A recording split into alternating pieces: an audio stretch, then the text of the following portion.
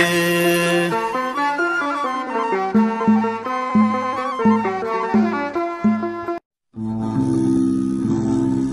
آب وولد ومنفس قدوس أحدو أملاك آمين سلام أمن العالم كنكم نزي منفساوي channel تكاتل زلخم نا እግዚአብሔር ቤተሰብ ና ያዲያና ቅዱሳን ድንግል ማርያም መፍቀርቲ ከመቀኒኹም ከመያለኹም ቅዱስን ሐያልን ብሩኽን አምላኽን እግዚአብሔር ዝኸበረን ዝተመስገረን ይኹን ሎሚ ከምና እግዚአብሔር አምላኽና ቅዱስ ፍቃድ ንዘራረበሉ ንኹላትና አዕጋብ ዝኾነ መልሲ ኩላትና ክንፈልጦን ክንርዶን ዝግባአና ነገር ክንዘራረብ ክንመሃሪና ኩላትኩም ነዛ ቪዲዮ እዚኣ ጀሚርኩም ትሰምዑ ዘለኹም ከኣ እቲ ዝዛረቡ ዘለኹ ሓሳብ መታን ከምቲ ጸላእቲ እናቆራረጹ ዝወስድዎሞ ካልእ ስእሊ ከትሕዙ ዝፍትኑ ንዓኹም ድማ መታን ከይታለልኹም ቆራሪጾም ካልእ መልክዕ መታን ከይትሕዝዎ ነዛ ቪዲዮ እዚኣ ጀሚርኩም ክሳዕ መወዳእታ ክትከታተልዋ እሞ ብድሕሪ ካብዛ ቪዲዮ እዚኣ ቆሪጾም ክወስዱን ከለዉ ከመይ ገይሮም ንሰባት ከታለሉ ይፍትኑ ከም ዘለዉ ጽቡቕ ገይሩ ክርዳእኩም እዩ እዛ ሎሚ ዝዛረበላ ዘለኹ ቪዲዮ ቅድሚ ሕጂ ተዛሪብናላ ዝነበርና ምሂረላ ዝነበርኩ ግናኸ ብዙሓት ሰባት ተሲኦም ጫውጫው ዝበሉላ ቪዲዮ እያ ነታ ቪዲዮ እቲኣ ድማ ጫውጫው ንኽብላ ምኽንያት ዝኾነ ሓደ እቲ ዝሰምዕ ዘሎ አካል ነቲ ቪዲዮ ሙሉእ ክሰምዕ ብዘይ ምኽኣሉ ናይ ካልኦት ሰባት ሓፀርቲ ይሰምዕ እሞ ብድሕሪኡ ነቲ ንሳቶም ዝህብዎ ግብረ መልሲ ተመልኪቱ ነቲ ናቲ ሓሳብ ከም ዘለዎ ዘይኮነስ ከምቲ ናይ ጸላእቲ ዝብልዎ ሓሳብ ብናቶም ኣራዳ ተረድዩ ነቲ ናተይ ዝጥምቶ እዩ ስለዚ ከምኡ ንኸይከውን ግን ነዛ ቪዲዮ እዚኣ ምልእቲ ተኸታተልዋ ነዚ መሰረታዊ ነገር ዝገብረሉ እንታይ እዩ ሓደ ቅዱስ ጴጥሮስ ነጊርና እዩ ንዝሓትኹም ግቡእ ምላሽ ይብኩም መታን ክትኩሉ ኩሉ ሰዓት ድልዋት ትኩኑ ስለዝብል ብፍላይ ኣነ ከም ስልጣን ድማ እቲ ኣነ በዚ ዝዛረቦ ነፍሲ ወከፍ ቪድዮ ኣነ ባዕለይ ብውልቀይ ሓላፍነት ይወስደሉ እቲ ኣነ ዝዛረቦ ትምህርቲ ብዘይ ዝኾነ መረጋገፂ ኣይዛረብን ብዘይ ዝኾነ ናይ ቤተ ክርስቲያን ትምህርቲ ድማ ኣብ ኣፈይ ዝመጻለይ ብስምዒት ኣይዛረብን ዓዊለ ክዛረብ ከለኹ ይኹን ቀሲለ ክዛረብ ከለኹ ቃለይ እናቆፀርኩ ዝዛረቦ ዘለኹ እናፈለጥቄ ዝዛረብ እምበር ብግምት ዝዛረቦ ኣይኮንኩን ምኽንያቱ እቲ ኣነ ዝዛረቦ ቃላት ብዙሓት ጸላእቲ ብዓይኒ መርፍእ ከም ዝሕልፍዎ ስለ ዝፈልጥ እንታይ ዝዛረብ ጽቡቕ ገይረ ይፈልጥ እየ ኣብ ቅድመ መጺኡ ከዓ ንዝሓተተኒ ክምልሰሉ ይኽእል እየ ክሳብ ሎሚ ግን መጺኡ ስለምንታይ ከምዚ ምሂርካ ኢሉ ዝሓተተኒ ሰብ የለን መበገሲኻ ካበዩ ኢሉ ዝሓተተኒ ሰብ የለን ምኽንያቱ እቲ ኣነ ዝምህሮ ካበይ ምዃኑ ይፈልጡ እዮም ካብ መጽሓፍ ጠቒሰ ስለ ዝዛረብ ንሳቶም ግን ነቲ ናቶም ሓሳባት ጥራይ ወይ ከዓ ነቲ ናቶም ዝተረድእዎ ወይ ከዓ በቲ ህዝቢ ዝለመዶ ብኡ ጥራይ ስለ ዝኸዱ ግን ነቲ ናተይ ብዙሕ ስታይ ይገብሩን እዮም ካልእ ገለገለ ሰባት ከምዚ ነቲ ናተይ ዝዛረቦ ትምህርቲ ቆሪፆም ይወስድዎ እሞ ብድሕሪኡ ከም መናፍቕ ዶ ከም ገለዶ ኢሎም ይዛረቡን ስለዚ እዛ መናፍቕ ትብል ቃል ከዓ ናይ ኣባ ኣጋቶን ከዓ ትመጻኒ እያ እስኪ ናይ ኣባ ኣጋቶን ዘጋጠሞም ሓንቲ ሕፅር ዝበለት ከም በልኩም ብድሕሪ ናብቲ ጉዳይ ክሓልፍ እየ ብዛዕባ ኣባ ኣጋቶን ሓደ እዋን ብዛዕባ ትሕትና ኣባ ኣጋቶን ዝሰምዑ መነኮሳት ንኽርእይዎ መፁ ናይ ሕርቃን ስምዒቱ ጠፊኡሉ ዶ ኣይጠፍኣሉን ንኸረጋግፁ ከዓ እቲ ኣመንዝራን ትዕቢተኛን ኣጋቶን ዝተባሃልካ ንስኻ ዲኻ ክብሉ ሓተትዎ እወ ሓቅኹም ኣነ ክብል መለሰ ቀፂሎም ኩሉ ሳዕ ፍረ ዘይብሉ ዘረባ እትዛረብ ኣጋቶን ንስኻ ዲኻ በልዎ ሕጂ እውን እወ ሓቅኹም ክብል መለሰሎም ንሳይ ግዜ እቲ መናፍቕ ኣጋቶን ንስኻ ዲኻ ክብሉ ሓተትዎ ሽዑ መናፍቕ ኣይኮንኩን ክብል መለሰሎም ንሳቶም እተን ኣቐዲምና ዝበልናካ ተቐቢልካየን ነዚኣ ከዓ ስለምንታይ ዝተቐበልካያ በልዎ ንሱ ከዓ እተን ኣቐዲምኩም ዝሓተትኩምኒ ምስጋይ ዝሰማምዓ ስለ ዝኾነ እየ ዝተቐበልክወን መናፍቕነት ግና ካብ እግዚኣብሔር ምፍላይ ስለ ዝኾነ ኣነ ከዓ ካብ ኣምላኸይ ክፍለ ስለ ዘይደሊ የበሎም ነዚ ምስ ሰምዑ ብሂወት ኣባ ኣጋቶን ተገረሙ በረኸት ናይ ኣባ ኣጋቶን ምስ ኩላትና ይኹን ስለዚ ሎሚ ንዛረበሉ ዘለና ድማ መቸም ማዕረኽ እንደዚ ግዜ ክወስድ ዘይግብኦ بزعبا السقا وركب زملكتي نازت مرتزي لومي يكون كنا مجمر تاك زمهر اللي زلهم ناي لومي كباب شدش تعمتون إذا تمرت دقيمين يرى مهرين يرى خمسة لوا جن شعج أو جوا يبولون حج جن كتعبن كلخا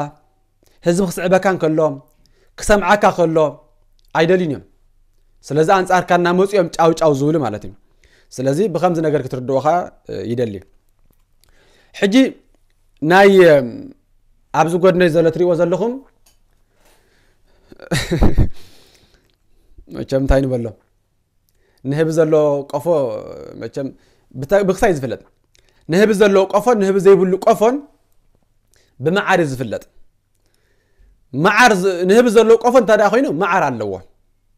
نهب زي بلو قفا بقى سويلو قفا ترى انت خوينو جن معار كيلو يكلني مخاطو نهب زي حلفو معار كمسألة زي كل أبز حلف جزء ذكرته هنكم بزعبة أب جندر أب ججام اللو لقاون تزولجن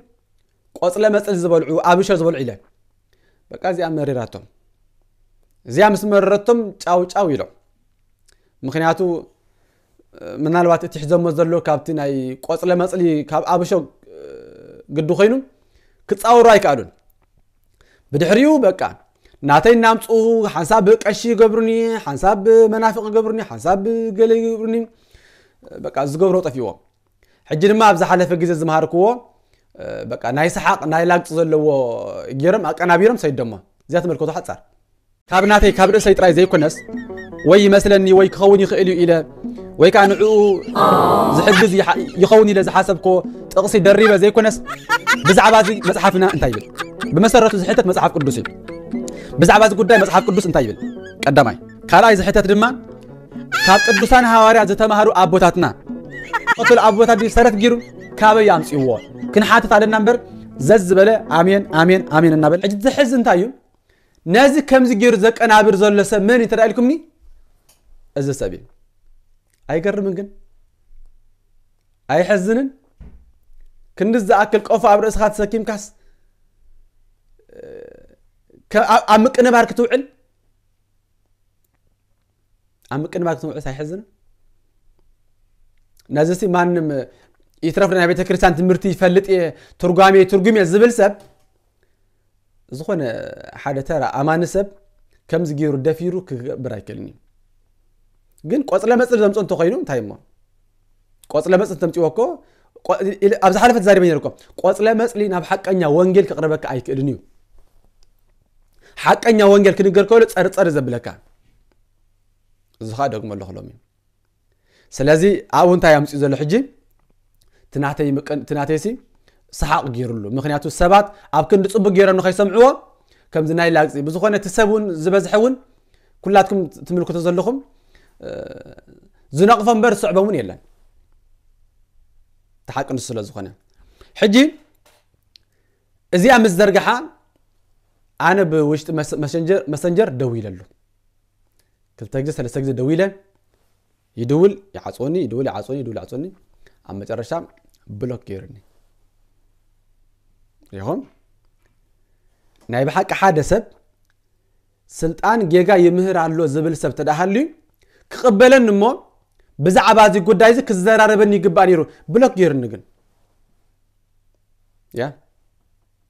عطيوا ليك تباهل كا ممهر تباهل كا اب كندن سبات كتمهرن كتردن تقل نسبلوك يغبر ملس يبلنغن اتا انا زمهرو تمرتي ناي بيت كريستيان استمهرو ناي ابوتا تمرت سلازخونن كاب كان خمس عليك كلني سلازي امارات حنت زلا بلوك مغباريا بلوك دما غيرن سلازي حجنتايو بقى كمغيرو تناتو channel يفالط اذا حسب كمغيرو نسلطان يودق اذا حسب بنصارو ግን እሱ ካብላ علنا تحتي يودق كم زلو ግን يردون زلو كم ز ديابلوس غوي اغزي مثل اريامو زبله نسو ودق كله እሱ ودق زلو እግዚአብሔር ትንሳኤ ሀቦም حجي اب ادما ناي منامصين ناي كاساون حجي انت حاسب زله نسون حجي انن كاساون بمريحنت حاده بتمرتنا حاده كله سلازخونه كمي جيرو يفلالينا ريقهم ناي كاساون تمرت ازيو ناي سلطان تمرت ازيو نتناي كاساون ايقبلن كوينسو نكاساون كو يقبلوني ግን ከም ዝቅበሉ ኣምሲሉ ዘምጽ ዘሎ መታን ፍልሊ ክፈጥር እና አይካ ከም ናይ ቤተ ክርስቲያን ዘይኮነ ትምርቲ ኣምሲሉ ዘቀርቦ ዘሎ ሕጂ ነትናይ ካሳውን ቅቡል ነትናቲካ ዘይቅቡል ኣምሲሉ ኣብ ክልቴናሲ ከምዚ ፍሕፍሕ ከእትወልና እዩ ዝሓስብ ዘሎ ማለት ይገርም ግን የስሕቕ ብዝኾነ ናይ ካሳውን ትምርቲ ንጹር እዩ زينا بيتكسياننا سرعات ذهبتنا أزين تاي مالتيو صوتاوي ركب أمونغو خلطة سب حدار زفتسم حقاو نگر كوينو نگزيابيهر أبزتو السنة اوان بتصولت أبزو أم كالو جيزيگن نتناي سقا فقادكا تتعو كتبال مالتي نتناي سقا فقادكا قتيكا تتعويلكا أده بخان أبت منفساو نگر نمخاد مالتي عجي كمزي صوتاوي مفتصام ويتي صوتاو نجر امونغو سبعين سبيت نزغبر نجر كم رخوس كم حطيات كم ازيو نجر فنفن نجر كم زيتات غيرنا طراي كاين قصرو مالتي رخصت وي حطيات بز نجر زي اين ترغمو ግን እንታይ ዝብለና ዘሎ ምግታ በቃ ምግታ ንነፍስና ሲ ገቲና ክንቆጻጸሩ ቃል ህይወት ይስማዓልና ካብትና አቴ ትምርት ወልሓን ትፈልይ ይብሉ ሕጅውን ከነጽረልኩም ኣብ ግዚ ኣብ ወቅት ጾም ኣብ ጾማት ኣብ ኩሉ ኣብ በዓላት ኣብ ኩሉ ብዛዕባ ስጋው ርክብ ዝህብ ትእዛዝ ከም ዘይፍቀድ ናይ ቤተ ክርስቲያንና መጽሐፍቲ ተጻሒፍልና ኣሎ ከም ዘይፍቀድ ግን እንተ ጎበረ ሰብከ ሓጢያት ዲዩ ርክሰ ዲ ተባሂል ግን ኣይኮነን ስለዚ ከም ዝረለኹ መኹኑ ፈጽምዎ ግበርዎ በቃ ኢለ ዘይኮንኩ ዝብል ዘለኹ ሲ ርክሰትን ሓጢያትን ከም ዘይኮነ ግን ክንፈልዮን ክንርዶን ኣሎና ኢለ መሓሊፈ ነይረ እዚ ድማ ካሎ መኻደኩም ኣለኹ ወልሓን ትፈልይ ይብሉን ዳሕራይ ናብቲ ጉዳይ ከኣተ ከለኹም ከነጽለልኩም ዝደሊ ሕጂ ወላ ካሳውን አንጻሬውን ተዛሪቡ እንተ ዝኸውን ነይሩ ኣነ ኣብዚ ሚድያ ዝመጽየ ክምልሰሉን ኣይምኻልኩን ኣነ ኣብዚ ሚድያ መጽየ ንዑ ክምልሰሉ ንሱ ድማ ንዓይ ክምልሰለይ እዚ ኣይፍቀደናኒ ምኽንያቱ ጳጳሳት ኣለውና ሊቃውንት ኣለውና ብዙሓት ኣቦታት ኣለውና ብዙሓት መምህራን ኣለውና ናይ ጉዳይና ናይ ክልቴና ጉዳይ ወላ ኣብዚ ሚድያ ጌጋ እንተ ዝምረካ እሱ ኮሙተ ዝገብር ነይሩ ኣነ ክምልሰሉ ንሱ ክምልሰለይ እዚ ኣይፍቀደናኒ ናተይ ስራሕ ምስቶም ናይ ቤተ ክርስቲያንና ዘለው ሊቃውንት ኣብቲ መሪሕነት ናብኦም መልእኽቲ ምሕላፊ ንሱ ኸ ናብኦም ምሕላፊ ብድሕሪና ኣቦታት ከለውና መምህራን ከለውና ጳጳሳት ከለውና ዝከታተሉና ዝርኢና ዝኣሉና ኣቦታት ኣለውና ንሶም ከ ንዓይ ብውልቂ ረኺቦም እዛ ዝምሃርካ እዚኣ ጌጋኣ ሞ ተኣርመላ ንዑ ድማ እዚኣ ክብሉንን እምበር ኣብዚ ሚድያ ዝመጺና ሕጊ ከም ዘይብልና ክንመላለስ እዚ ኣይፍቀደናን እዩ ኣይፍቀደናን እግዚአብሔር ይመስገን ግን ከሳብ ሎሚ ናይ ክልቴና ትምርቲ ሓደ እምበር ተጻራሪ ትምርቲ ውን የለን ስለዚ ብዙኾነ ከሳውን ከታይ ሊምሂሮ እስኪ ንምርዳእ ሕጽራ ቢያ እስማዕኩም ሕጂ ከምዚ ጾታዊ ምፍጻም ወይቲ ጾታዊ ነገር ኣብ መንጎ ሰብኣይን ሰበይትን ንዝግበር ነገር ከም ርኹስ ከም ሓጢያት ከም ኣዝዩ ነገር ፍንፍን ነገር ከምዚታት ጌርና ጥራይ ከይንቆጽሮ ማለት እዩ ርክሰት ወይ ሓጢያት በዚ ነገር እዚ ኣይንተርጉሙ ግን እንታይ ዝብለና ዘሎ ምግታ በቃ ምግታ ንነፍስና ሲ ገቲና ክንቆጻጸሩ ትምርት ንስሪ ኣብ ቤተ ክርስቲያንና ኣብ ግዜ ኣጽዋማት ኣብ ግዜ በዓላት ኣብ ግዜ ሰናብቲ ስጋው ርክብ ኣይፍቀድን እዩ ኣይፍቀድን ግን ሓጢያት ድዩ ትናቴ ዝነበረ መሰረታዊ ሕቶ እኮ ኣብ ግዜ ጾም ሰብኣይን ሰበይትን ስጋው ርክብ እኳ እንተ ገይሮም ሓጢያት ተባሂሉ ብናይ ቤተ ክርስቲያን ኣይሕሰብን እዩ ኢለ እምበር ኣይፍቀድን ኣይበልኩን ሕጂ ግን ነታ ሓጢያት ትብል ከምዚ ስልጣንሲ ይፍቀድ ኢሉ ካሳሁን ግን ኣይፍቀድን ኢሉ ረእይዎም يحزني بزخنة تتمرت نصري أبي تكريستيان حجون أب جزء أصلا سواء سويت الركب تفاصيلهم حاتياتي تباهيلي زين الجرم بر أي فكرني زرع ما يفكرن ده كل سبي مهرة أنا سيلي عنده كم زي فكر ده يفكرن كوي أنا قطعي لي مهرة زحلفة أبري لكم كم زح جزء زافيدون سمعوه نايز حلفة جزء زمهر كوا جون كانت ترى لكم أب جزء أب وقت الصوم أب صومات أب كله أب عرادي أب كله بزعبا سقاو ركب زهب تأزاز كم زي فكاد نبي تكريستيان مصحفتي تصحيف لنا له كم زي فكاد جن أنت جبر السبكة حاتيات ديو رخصة دي أنت تباهي لجن أيكونن سلازي كم زر لهم مخنو فتصموا جبروا بقى إلى زي كونكو زبزل لغزي رخصاتن حاتياتن كم زي كونا جن كن فلين كن ردون علونا إليه محلي فنيرة زد ما خالو ما خادوك ملهم سدي كون كابزس انتي في اللي خم سمعهم حدا اتوم نتملو فيديو تسمعوا سبات ولا حنت في اللي كم زي بلو نصر كم زخونه نعخاتكم مبرون زد لكم يكونن ردي نتوم سلطان جن انتي قلت يرخبل يخون بمنتاي نودقو زحاسو سبات جن كم ز عينتهم زاخخبو جن كم زي حاسوت سي نغزيو كم زي حافك بزدل بر ولا حنت اب قدم نفاس قوم سلا زي كل زخونه نسم كاخوميه معناتي حجي بخمس نجار كتردو يدلي كاله حدا ونزملس نيرم حدا قش معناتي ازيوم كا مغابي حديث يمزم بحالو دعزا مغابي حديثነት كمي يتردانن يا ኢትዮጵያ ቆዱ መጋቢ ሐዲስ ተባይለም ይመጹ ሕጂ እዚኦም ቀሽኻ እንታይ ዝብልና ዘሎም ማለት ተአፈም ናይዚኦም ካ በቃ ብጫው ዝተቃመመ ጥራይ ዘይኮነሲ ስኢሉ በቃ ዕረ ዝኾነ እንታይ ዝብልና ዘሎ እስኪ ንስማዕዮም ጦርና ተርጎምካ ሚመናን መቅረብ አዝዩ ኣብ ቅድሚ እግዚአብሔር ዘቕጽዕ ነገር ግን ኣብ ቀዳማይ ተሰሎንቄ ምዕራፍ 2 after መወዳእታ ዘበን ሕግ ዝበሃል ዘይብሎም ሰባት ንቤተ ክርስቲያን ንዶግማ ንቆንና ዘይዘዙ ኩመጽዮም ተጠንቀቁ ስለዝብል ኩላትና ጥንቀልና ካመን ሰምዕ አይናዩ ናይ ቅዱስ ቤተ ክርስቲያንና ትምርቲ ከነስተብህል ይግባ ይቅድመሉ ዩቲዩብ ንዝምህሩ ኩሉ ከይትሰምዕዎ ምክንያቱ ብፍላይ ካብ ቅዱስ ቤተ ክርስቲያን ወጊዛ ዘአለየቶም አካይዶምን ትምርቶምን ሰይጣናውን ዘይመንፈሳውን ዘይአምላኻውን ዝኾነ እዮም ዝዛረቡ ዓጋት የብሎም አቀዲምና እንታይ ኢልና ገሊጽና ቀዳማይ ተሰሎንቄ ምዕራፍ 2 ሕግ ዘይብሉ ሰብ ክመጽ ጠቅላላ መጽሐፍ ቅዱስ አይክተል እግዚአብሔር አይክተል ሕጂ ዞም ቀሽኻ እንታይ ክብልና መጽዮም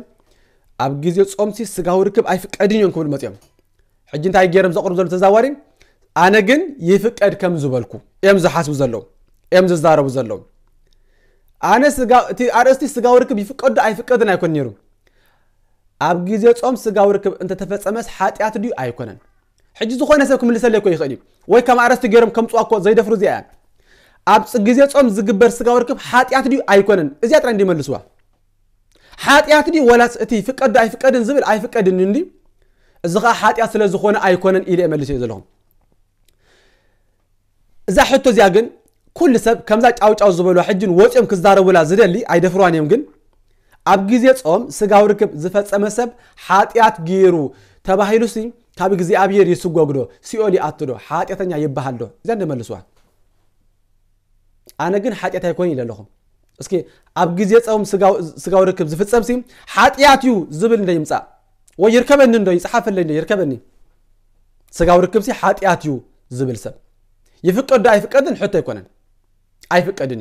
ከም ዝልክ ኣብ ግዜ ጾም ጸባ እንቋቆሖ ስጋ ዘይብላ እሱ አይፍቀድን እዚ ግን ሓጢያት ስለ ዝኾነ ይኮነን ስጋው ስምዒትካ ንምድካም ትጠጥዑ መገዲፍካ ምስ እግዚአብሔር ነፍስኻ ንምዕባይ ተባሂሉ ተዝሕሰብ እምበር ሓጢያት ይርኹስ ተባሂሉ ይኮነን ስጋው ርክብ ድማ ኸም እዩ ናይ ቤተ ክርስቲያን ኣስተምሮ እዚ ስለ ዝኾነ እቲ ይፍቀድ አይፍቀድን ዝብል ግን هو بسرعه لا يفقدن زرا زمهر كل እንዲ ስለዚ ዘባኦሽ ኻንታ ዝብልና ኣብ መወዳእታ ዘመን ሕግ ዝበሃል ዘይብሎም ሰባት ንቤተ ክርስቲያን ንዶግማን ቀኖናን ዘይእዘዙ ክመጽዮም እሞ ተጠንቀቁ ስለ ዝብል አበይ ዝኸ ቀዳማይ ተሰሎንቄ ምዕራፍ 2 ሕሰበጂ መጋቢ ሐዲስ ተባሂልካ ኣብ መጽሐፍ ቅዱስ ዘይሎ ቃል ዘይሎ ጥቅስ ኣምጽኻ ምዝራብ نوري كقصل ينكا دقي منك أنت بلو دقي منك أب قدامات تسولون كيبلو خلا جزيها حق زي يقول لسبك مسيو مصحف قدوس أي كتل حق أي كتل يمزل زلهم حجي بتزاورتها مالتهم تملسنا عندي أناس مصحف قدوس أي كتل حق أي كتل مصحف قدوس زي كتل تخين أنت زمهر زلهم سؤال خابز حلفة الزارة وزي فلتوه مصحف قدس هيكتل مصحف قدس زي كتل سراب متى كمريمو حجي انتايم زبلنا زلو ግን ኣብ ቀዳማይ ተሰሎንቄ ምዕራፍ 2 ሲ ኣብ መወዳእታ ዘመን ሕጊ ዝበሃል ዘይብሎም ሰባት ንቤተ ክርስቲያን ንዶግማን ቀኖናን ዘይእዘዙ ክመጽኦም እሞ ተጠንቀቁ ብሓቂኹም ይብል ኣብ መጽሓፍ ቅዱስ ንዶግማን ንቆናን ዘይእዘዙ ክመጽኦም ዝብል ኣብ ቀዳማይ ተሰሎንቄ ኣሎ ካብ ሕቶ ዘቅርበልኩም ሲ ዘይንብበልኩም እንታይ ኣለዎ ቀዳማይ ተሰሎንቄ ምዕራፍ 2 ካብ ሓደ ዘሎ ከም በልኩም እዩ አገልግሎት ጳውሎስ ኣብ ተሰሎንቄ ኣሕዋተይ እትናባኻትኩም ምብጻሕና ብኸንቱ ከም ዘይኮነ ባዕልኻትኩም ትፈልጥዩኹም ከም ትፈልጥዎ ቅድም ኣብ ፊልጵስዩስ መከራ ጸገብናን ተዋረድናን እንተኾነ ሽሕ እኳ እንተተቃወሙና ብረድኤት ኣምላኽ ወንጌል ብትብዓት ሰቢኽናልኩም ኢና ከመይ እቲ ምዕዶና ካብ ጌጋ ወይ ካብ ርክሰት ዝመጸ ይኮነን ከነታለልኩም ኢልና እውን ኣይፈተናን እኳዳ ነትሕድሪ ዝተዋሃበና ወንጌል ብእግዚአብሔር ከም ዝተመስከረሎም ሰባት ንዛረባሉና ዕላማና ንሰብ ዘይኮነስ ነቲ ዝምርምር ኣምላኽ ምሕጓስ እዩ ብቓል ቅብጥር ወይ እናኣመሳመስና ብስስዕቲ ተደፊእና ከም ዘይተዛረብናኩም ትፈልጥዩኹም ኣምላኽ ከዓ ምስክርና እዩ ካብ ሰብ ካባኻትኩም ኮነ ካብ ካልኦት ክብሪ ኣይደለናን ሐዋርያት ክርስቶስ ብምዃንና ከነኽብደልኩም መኽኣልና ነርና እንተኾነ ከምታ ንኣሽቱ ደቃ እትከናኸን ኣደ ኣብ ማእከልኩም ርህሩሃት ነበርና ስለ እንናፍቐኩም ኣዝና ነፍቅረኩም ስለ ዝኾንና ገዛ ህይወትና እምበር ወንጌል ኣምላኽ ጥራይ ኮናን ከነካፍለኩም እንምነ ዝነበርና ኣሕዋተይ ነቲ ዕዮናን ጻዕርናን ማለት ንሓደ እኳ ከይነኽብደሉ ኢልና ለይትን መዓልትን እናዓየና ወንጌል ከም ሰብኽናልኩም ትዝክርዎ ኢኹም ኣብ ማእከል እዞም እትኣምኑ ብቅድስናን ብጽድቅን ብዘይ መንቅብን ከም ዝነበርና ንስኻትኩምን ኣምላኽን ምስክር ኢኹም ነቲ ንመንግስቱን ክብርን ጸዋዓኩም ኣምላኽ ብቑዓት ኮይንኩም ምእንቲ ክትነብሩ ንነፍሲ ወከፍኩም ከም ኣቦ ንውልዱ ከመይ ጌርና ንምዕደኩምን ነጻንዓኩምን ነታባዓኩምን ከም ዝነበርና ትፈልጡ ኢኹም ነቲ ኻባና ሰማዕክምዎ ቃል ኣምላኽ ምስ ተቐበልክምዎ ከምቲ ኣባኻትኩም ኣብቶም ኣመንቲ ዝዓዩ ዘሎም ከምቲ ሓቁ ከም ቃል ኣምላኽ እምበር ከም ቃል ሰብ ስለዚ ተቐበልክምዎ ንሓቂ ንሕና ከይቋረጽና ንኣምላኽ ነመስግና ኣለና ኣሕዋተይ ንስኻትኩም ነተን ኣብ ክርስቶስ ኢየሱስ ዝነብራ ኣብ ይሁዳ ዘለዋ ኣብያተ ክርስቲያን ኣምላኽ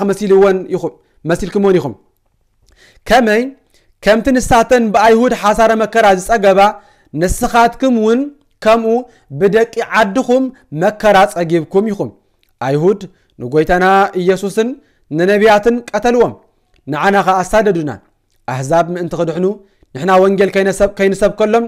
ብምኽልካሎም ንእግዚአብሔር ኣይሕጐስዎን ምስ ኩሉ ሰብ ከዓ ይጻልኡ ኣለዉ በዝኻ ከም ቀደሞም መስፈር ሓጢኣቶም ይመልኡ ኣለዉ ግናኸ ቁጣዕ ኣምላኽ ኣብ ልዕሊኦም ድሮ ወሪዱ ኣሎ እንተኾነ ኣሕዋተይ ብልቢ ምሳኹም ከሎናስ ንሓፂር ግዜ ካባኻትኩም ተፈሊና ስለ ዝነበርና ገጽኩም ክንርኢኩም ብዙሕ ናፍቆትን ሃረርታን ነይሩና ስለዚ ናባኻትኩም ክንመጽእ ደሊና ነርና ኣነ ጳውሎስ እኳ ደጋጊመ ክመጽእ ፈቲነ ነይረ ግናኸ ሰይጣን ዓገተና ከመይ ተስፋና ወይ ሓጎስና ወይ ከዓ ኣብ ካልኣይ ምጽኣቱ ኣብ ቅድሚ ጎይታና ኢየሱስ እንምክሓሉ ኣኽሊልና መን ድዩ ንስኻትኩም እውን ደይኮንኩምን ብርግጽ ክብርናን ሓጎስናን ንስኻትኩም ይኹን ስለ ቃላቱ ኣምላኽና ዝተመስገነ ይኹን ቀዳማይ ተሰሎንቄ ምዕራፍ 2 እዚኣ እያ ኣብ በቐሽታ ኢለምና መጋቢ ሓዲስ ናይ ትርጓሜ ሓዲስ ኪዳን ዝምህሩ እንታይ ኢለምና ከም ስሞም እምበር ክትርጉሙ ይሰምዓኹምን እንታይ ኢሎም ኣብ መወዳእታ ዘመን ሕጊ ዝበሃል ዘይብሎም ሰባት ንቤተ ክርስቲያን ንዶግማን ቀኖናን ዘይእዘዙ ክመጽኦም እሞ ተጠንቀቁ ስለ ዝብል ቀዳማይ ተሰሎንቄ ደጊሞም ኢሎም ያቱ ብፍላይ ካብ ቅድስቲ ቤተ ክርስቲያን ወጊዛ ዝኣለየቶም ኣካይዶኦምን ትምህርቶምን ሰይጣናውን ዘይመንፈሳውን ዘይኣምላኻውን ዝኾነ እዮም ዝዛረቡ ዓጋት የብሎምን ኣቐዲምና እንታይ ኢልና ገሊፅና ቀዳማይ ተሰሎንቄ ምዕራፍ 2 ሕጊ ዘይብሉ ሰብ ክመጽእ ጠቕላላ መጽሓፍ ቅዱስ ኣይክተል እግዚኣብሔር ኣይክተል ቀዳማይ ተሰሎንቄ ምዕራፍ 2 ሕጊ ዘይብሉ ሰብ ክመጽእ መጽሓፍ ቅዱስ ኣይክተል መን መጽሓፍ ቅዱስ ዘይክተል መን ሕጊ ዘይክተል እኳ ዳ ዝመጽሓፍታ ይብለና ኣሎ نسخاتكم ون كومو بدك عدكم مكرات أجيبكم يخم كبر نجزابير يخون عبز مكرازي زساتفنا لو مكرنا كامندي لك كم سبت سلون كي مكرنا بدك عدنا كوي بتم آمنت زبهالهم بتم نبي تكرسان عبوت زبهالهم كابات أمتأمو زي أخليت أمتأمو كابات زجبر مكرنا أبوهم ديكولن دحرا يقول لك نبوس وقدس أبنون تنس زبلوهم زدي كونن مكرهم بمدينة بدك عدم دي كونن بتم شموهم دي كونن أقعد أول دوهار زبل إمنات يلون منافق يوم سلاسي أي كفر اللو من النابلو زوار دوم زنبرو من ديم وانا ديم دك عدم دي كونن كاب دك عدم بقرب عدم ما بعلم شموهم دي كونن إذن ماليسوم نسو إزم كشف في اللاين نبوسو قدس أبنون تنس كم منافق زقبل أبويا كم منافق زقبلو نحن عجن بسوق قدس أبنون تنس أبونا بمبالنا كاب حق خمسة أنا مصحف قدس كم زين خطل جيرم كقول اسم فتانهم سي يجرمني بزخونة قدامات السلون كم عرف كلتن إذن استاتهم زبلوا حساب يلن أوكي أب قدامات السلون كم عرف كلتن يكون كن كلايت السلون كم عرف كلتن مالتيه إلا مكوانت تزاربون أبو تزاربون بزعبات حاسة ومسيح دامبر بزعبات تراسة يكونن كم زيبل حج خاطم حواتنا يبل كلايت السلون كم عرف كلته كاو قصر حدا حج خاطم حواتنا بزعبا مسعات قويتنا إيسوس كريستوسن بزعباتي نابو مكابنان إن معداكم زيو بتنبيت كونه بورا ويكابانا كم صحفت ملأختي بممثال معالتو قويتا مسيايا بمبال بقليل يتربصون أي تتهوخون كحدات كرمي ممصوم اتحق زي بالسب اتنطفعت تمدبه كي تجلسه معالتو قويتا يتمصن يامو حادقوا بقل نجر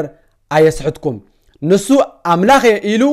بمقواج أبيت مقدس أملاخ تقميتون نتا أملاخ تباهيل الزوعن نتزم اللخن زبل نجر كله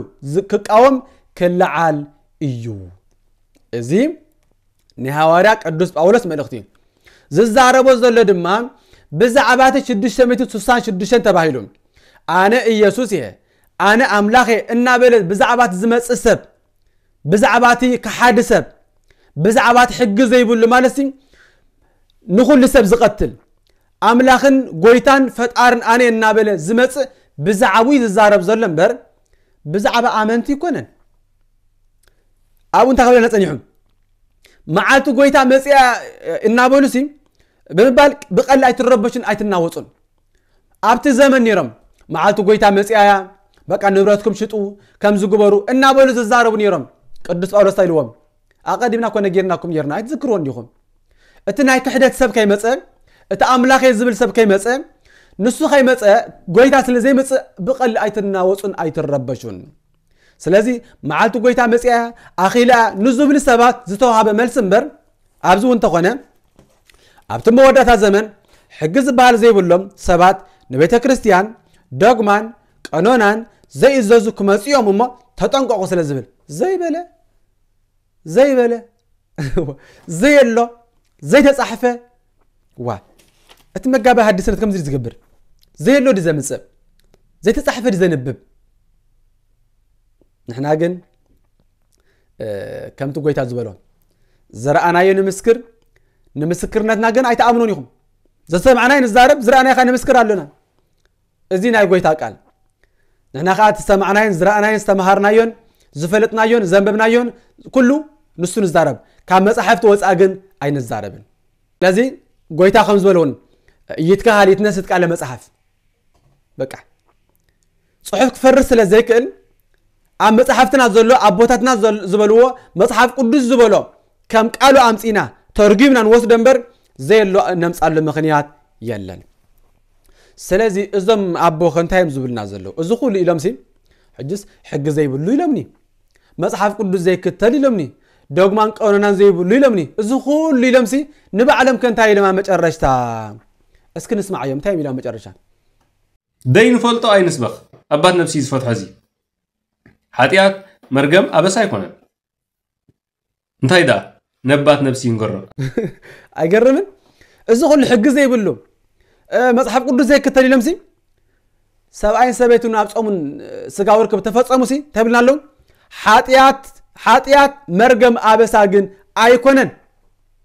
قال هو تسمع لنا زي عند رزق الكنس حاتيات أيكونن مرجم أيكون أبس أيكونن إنسايله نسقات دقمان لهم تايد أمس أزخلوا مصحف قدس هاي كتل حقي كتل تامسه كدقمي أنك حافظ قدر كهنا قريب كملسيهم اسكن حتى أشي أب جزء أب جزء بعلى أب سنابتي سجاور كم هيفكرني كم زي فكر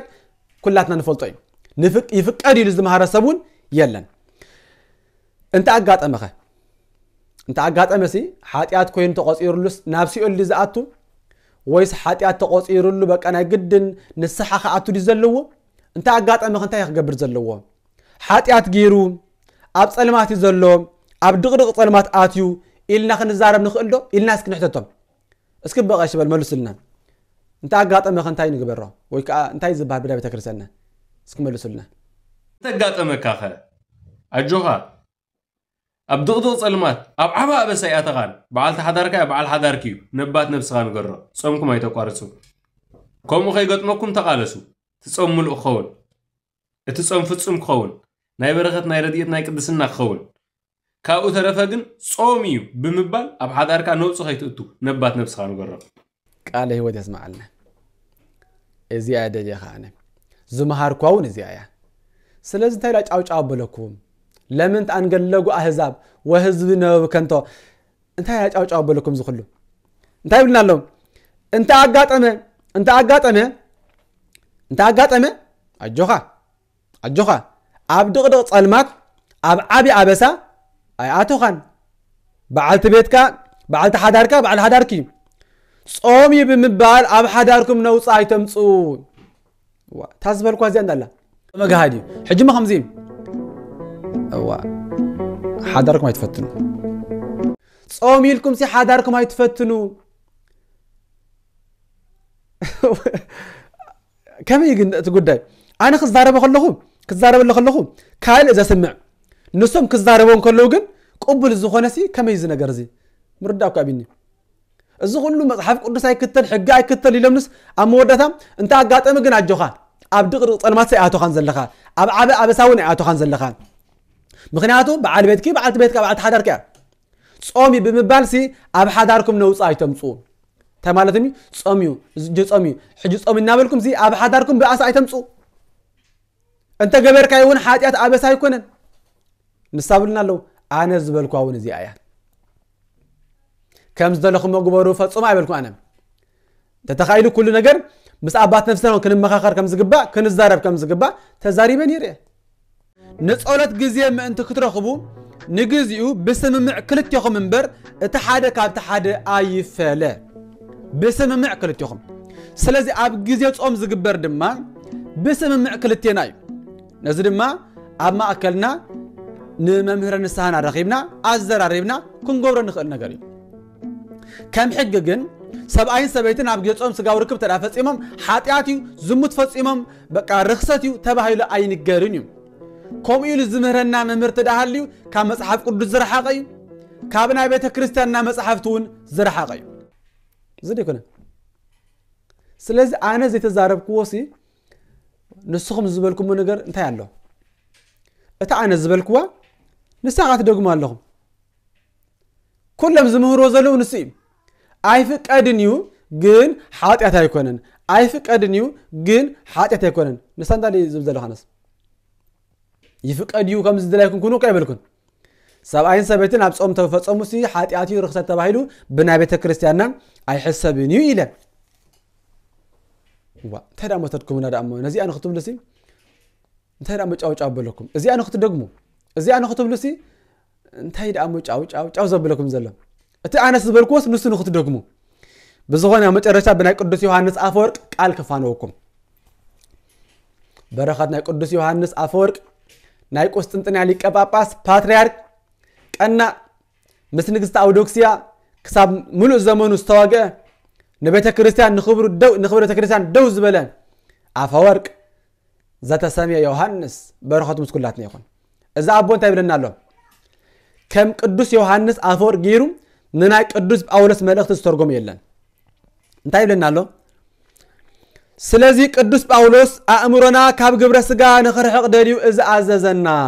ኣብ ዝሓለፈ ዘንበብኩልኩም ሎሚ ክንዲ ዝቆፎ ተሰኪምካ ናይ ቅዱስ ዮሐንስ አፈወርቅ ንትርጉሚና ዝብሉ ግን ንናይ ቅዱስ ዮሐንስ አፈወርቅ ከም ዘጸይፍን ከም መናፍቅን ገይሮም ዝሓስቡ ሰባት ምክንያቱ ኣብ ዝሓለፈ ግዜ ዝመሃርክዎ ናይ ቅዱስ ዮሐንስ አፈወርቅ ትምህርቲ ኣብነት ገይረ ነቲ ኣነ ዝመሃርክዎ ትምህርቲ ንዑ ምንቃፍ ድማ ነቲ ናይ ቅዱስ ዮሐንስ አፈወርቅ ትምህርቲ ምንቃፍ እዩ ንዑ እና ነቀፍካ ድማ መጽሐፍቱ ከም ቅዱስ ምርአይ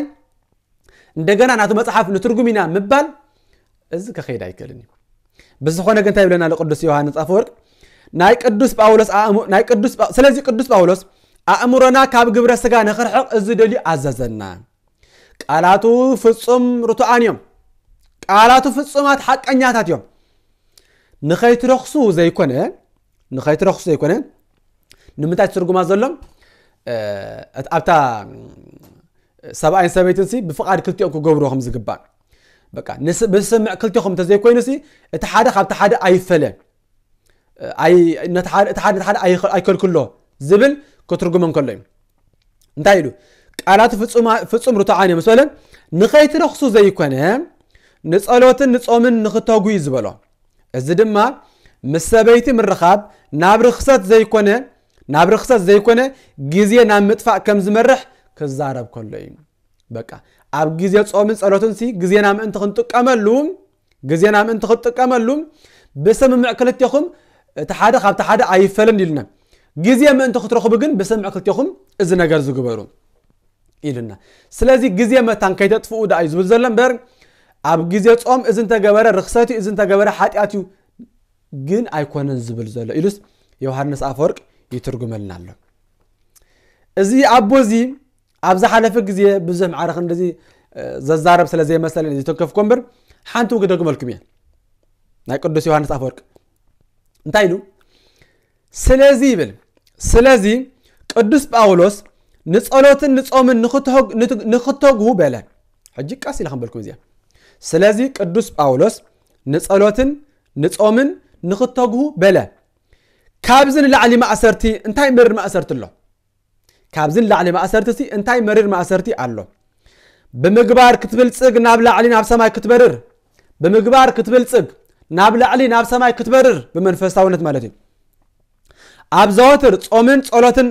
በደልካ ካብ ነፍስኻ ከተንጽህ ዶ ትፈቅድ ኢኻ ይሓትታል ሕጂ ብምግባር ክትብልጽግ ናብ ላዕሊ ናብ ሰማይ ክትበርር ኣብ ዘወትር ጾምን ጸሎትን በደልካ ካብ ነፍስኻ ከተንጽህ ዶ ትፈቅድ ኢኻ ይብል እሞ ሕጂ እዚኣ ሓዙለይ ኣብዚ ጉዳይ ሰበይትኻ እንተ ዘይተሰማምዐት ንድልየታ ክትግዛእ ይግባኣካ እናበለ እዩ ዋው ቃል ስማዓልና ተብላ ኣሎ ብስነ ምግባር ወላካ ናብ ሰማይ ክትበርር እንተደለኻ ነፍስኻ ከተንጽህ ናብ ላዕሊ ሓፍሓፍ ክትብል እውን እንተደለኻ ኣብ ግዜ ጾም ካብ ስጋዊ ርክብ ክትርሕቕ ደሊኻሲ በቃ ብመንፈሳዊ ክትበርር እንተደለኻ ሰበይትኻ ግን በዚ ጉዳይ እንተ ዘይተሰማምዐት ንድልየታ ክትግዛእ ይግባኣካ በለ ቅዱስ ዮሐንስ አፈወርቂ መን እዚ ቃል ዝቃወሞ ዝኽእሎም እዩ መን ዝቃወሞ በሉ ተቃውሞ ነዝኻ ቅዱስ ዮሐንስ አፈወርቂ ንሰማይ ክትበርር ተደለኻ ነፍስኻ ከተንጽህ ተፈቀድካ ሰበይትኻ ግን በዚ ጉዳይ እንተ ዘይተሰማምዐት ንድልየታ ንፍትወታ ነትናታ ድልየት ክትግዛእ ይግባኣካ ይብል ኣሎ ነዚ ትርጓሜ የድልየል ኮይኑ ብዛዕባ እዚ በእንተ ድንግልና ዝብል ቅዱስ ዮሐንስ አፈወርቅ ዝመሃሮ ኣብኡ ክትረኽቦ ትኽእሉ ኢኹም ኣብ 381 ብምኽንያት ከቢድ ሕማም ካብ ገዳም ምስ ተመለሰ ዝመሃሮ ትምህርቲ እዚ በቃ ናብ ኣንቢበ ዘይፀገብኳ ጻፍቲ እያ ናይ ቅዱስ ዮሐንስ አፈወርቅ ሪኹም ብምግባር ክትብልጽግ ናብ ላዕሊ ናብ ሰማይ ክትበርር እንተደለኻ ኣብ ዘወትር ጾምን ጸሎትን ነፍስኻ ከተንጽህ እንተ ፈቐድካ በዚ ጉዳይ እዚ ግን ሰበይትኻ እንተ ዘይተሰማምዐት ንድልየታ ክትግዛእ ይግባኣካ ኣብ ዝሓለፈ እንታይ ኢሉ ነይራነ ቅድሚ ጾምን ጸሎትን ንሰብኣይ ሰበይቱ ትቅድሞ ይግባእ